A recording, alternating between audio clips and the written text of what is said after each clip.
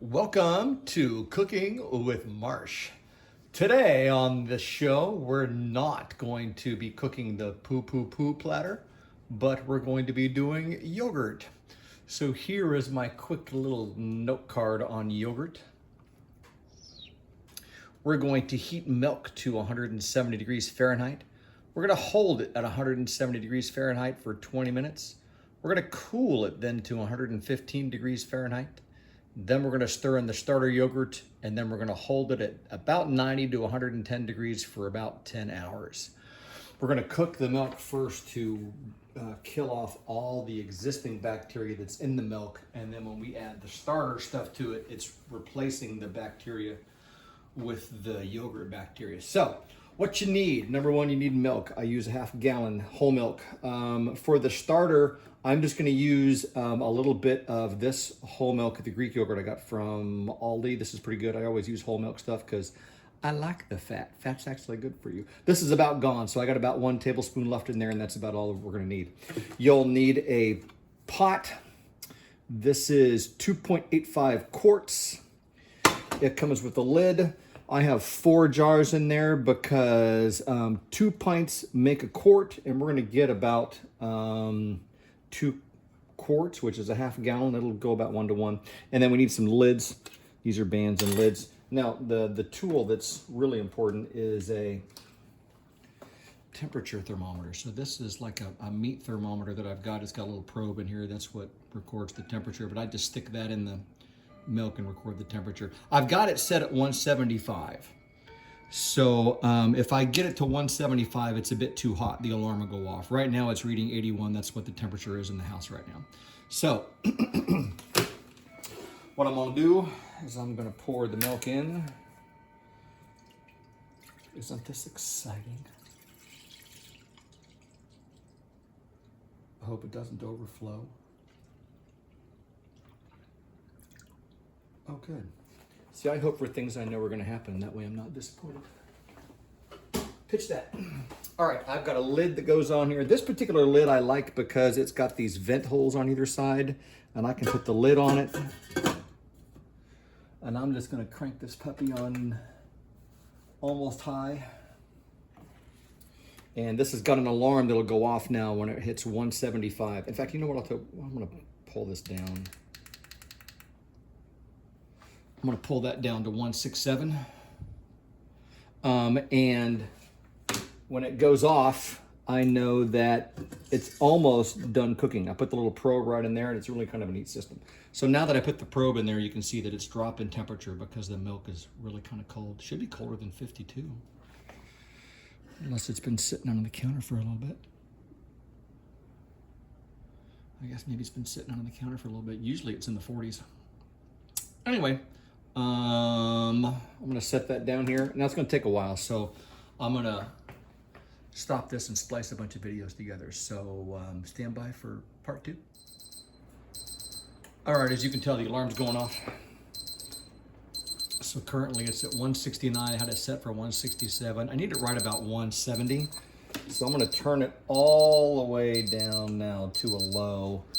And I want to kind of hold it right there for 20 minutes.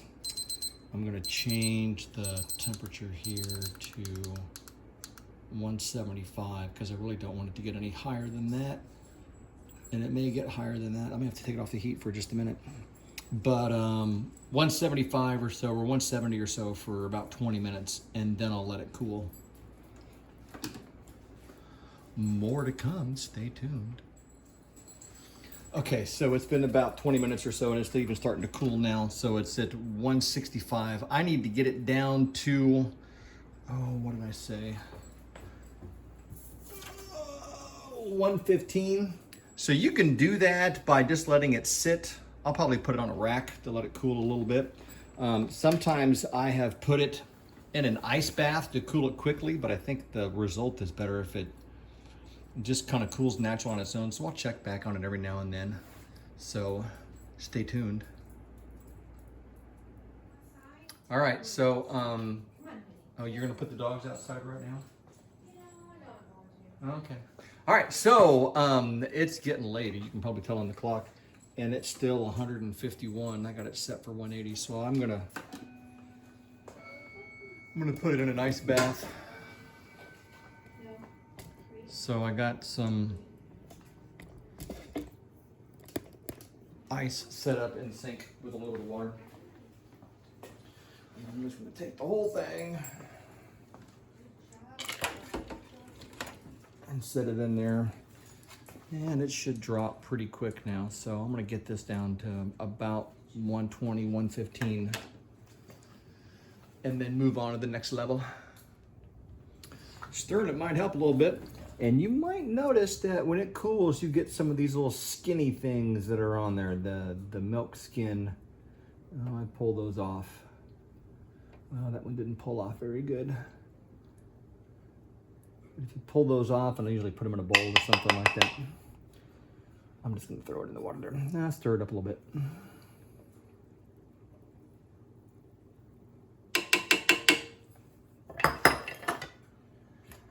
Where are we at now?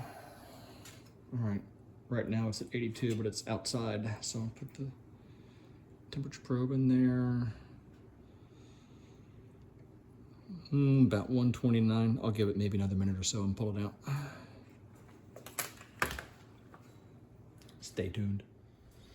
Okay, it's about 113, and that's close enough. So what I'm gonna do now is I'm gonna scoop a little bit of this out in a clean cup.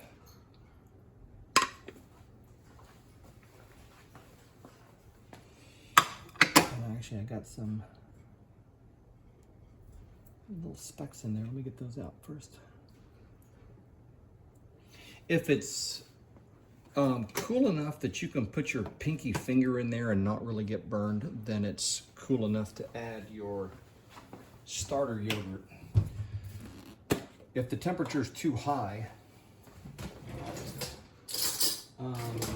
it'll actually kill off the good yogurt. And actually, there's not enough in this. So what I'm gonna do, I thought I had more than that. I'm gonna do is I'll just use some of my existing yogurt. So this is from a previous batch right here. If you can see inside there, it's got like a runny, kind of a watery texture on top, and then there's the thicker stuff down below. The stuff on top that's watery is called whey, W-H-E-Y. And I'm just gonna mix that back in. Stir that back up. That's the consistency of it right there. And I'm just gonna take a tablespoon of that, put it in there, and then mix it all up, and then pour it into the big batch.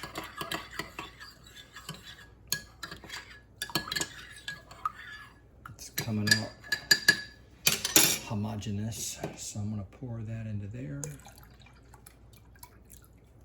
That's now got the good yogurt bacteria in there that we want.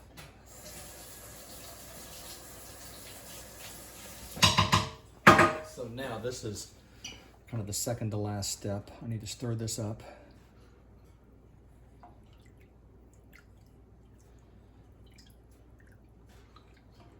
Spread that all around. And now it needs to go into the oven to cook. You can put it in any warm place, really. I'm gonna turn the light on because the light gives a little heat. And had something in the oven earlier. Let me check and see what the oven temperature actually is.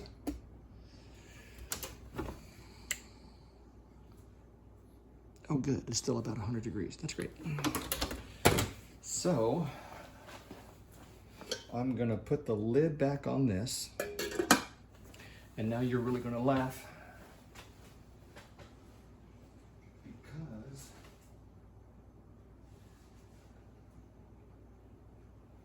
well, I thought I had it handy.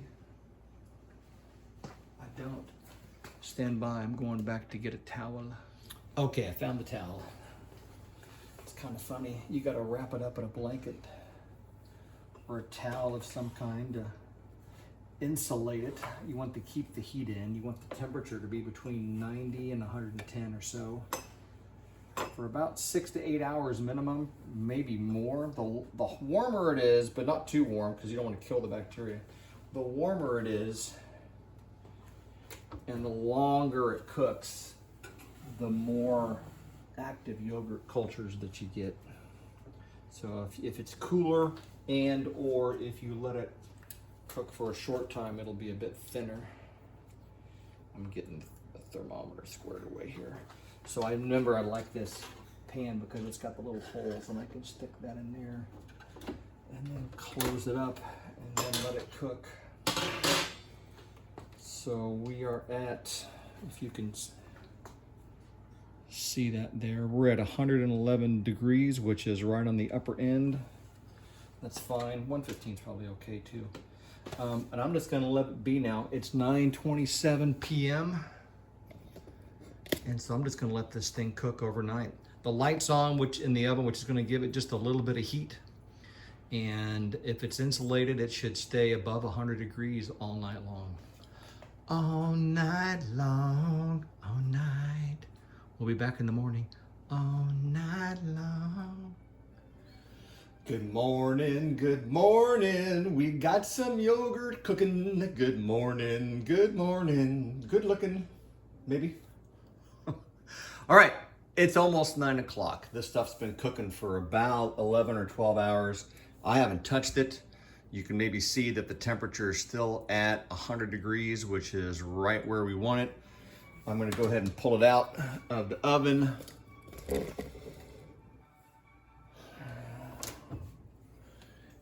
we go. Oops, lost the towel a little bit.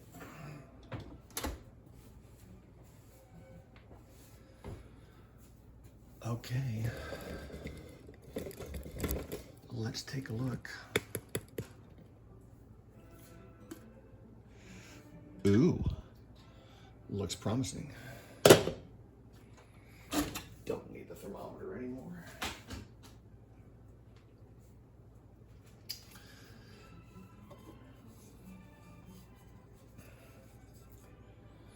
Okay, looks fairly thick. If I stick the spoon in it there and pull back, oh my goodness, that looks pretty good. There's like a yellow, pale yellowy, watery topping on it. That's the way. That'll sort itself out. Sometimes if I cook it on a higher temperature or cook it longer, it's got a little puddle of whey on the top. Sometimes I pour that off.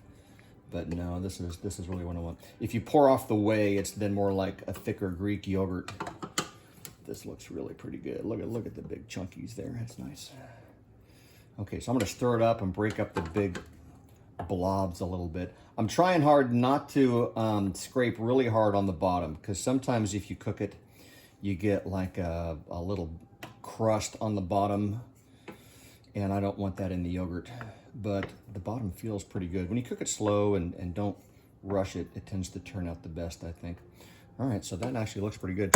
Now I'm just gonna stick it in some pint jars. In order to do that, I've got a funnel and I've got a ladle.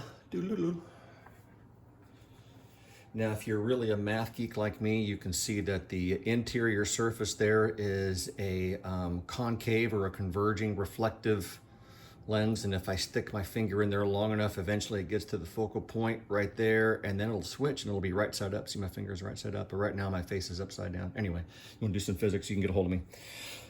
So now, usually it's about 3 or 4 full ladles worth to fill up one of these pint jars.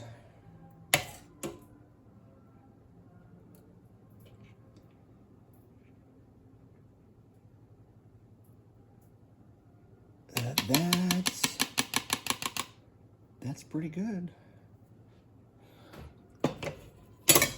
Sorry, I'm reaching across the camera here. All right, so now you want your lids and bands. That was actually kind of messy. I'll put that aside. Here we go. That's a good one. And I just make sure the threads are clear. And I just bottle it up and then put it in the fridge. And I think it's good for about a month in the fridge. Voila, there you go. Good luck with your yogurt. And how should we end this video? Happy trails to you until we meet again.